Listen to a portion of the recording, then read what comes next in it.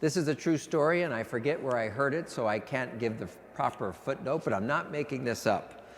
There was brothers and sisters were gathered together after the death of their dad, and they were discussing their father and what they meant to them, to each of them.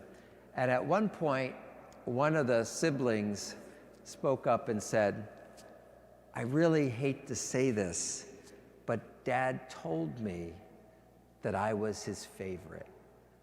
I'm sorry I have to say that, but I just wanted to share that because he told me that. He wrote it down, matter of fact. And then the other brothers and sisters looked at each other and they said, one after another, "Dad wrote me the same note too, that I was his favorite, but in the letter he said, but don't tell anybody else. This is just between you and me." And so they all were told individually that they were the favorite, but don't tell anybody else.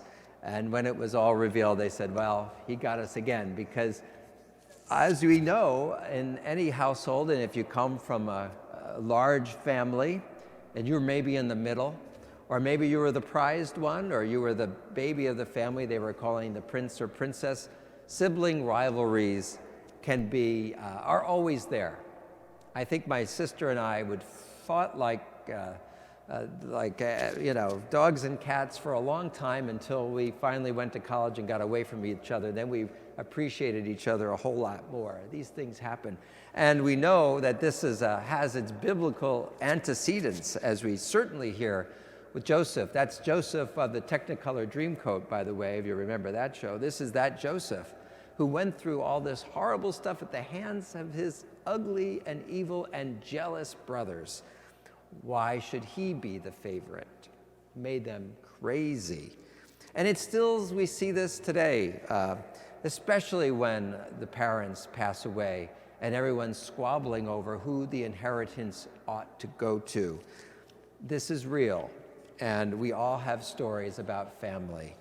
And Jesus knows that jealousy continues in his day, as he knows that he is the one who is sent to bring the harvest of God's goodness to the people.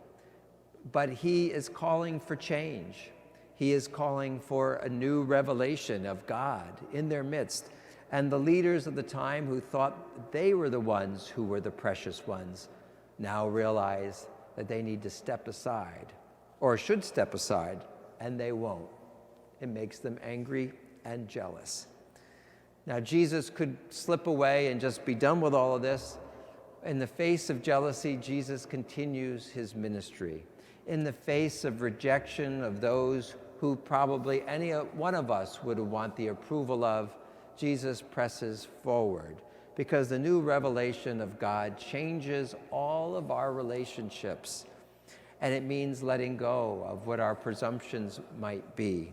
It's a real Lenten journey for all of us, because all of us, one way or another, whether we want to admit it or not, are probably holding on to something, a grudge, a jealousy, a burn, a grievance about the world or how it's being run, that is getting in the way of Jesus speaking to you or to me.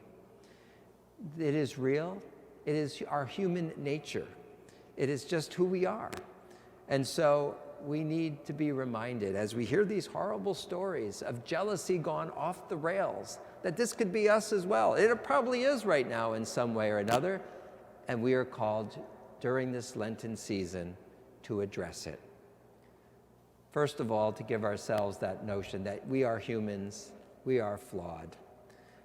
And also to acknowledge at the same time, in a wonderful good news sort of way, that our God loves us and is seeking to lift us up and to heal us. Knows who we are, but knows what we are capable of when we take in his love. So as we celebrate this Eucharist today, we bring ourselves to the Lord, as failed and frail as we can be, asking for his help during this Lenten season, to hear his word ever fresh and ever new, because there is so much that we need to do to make this world a better place. That is all of our jobs to accomplish in God's name.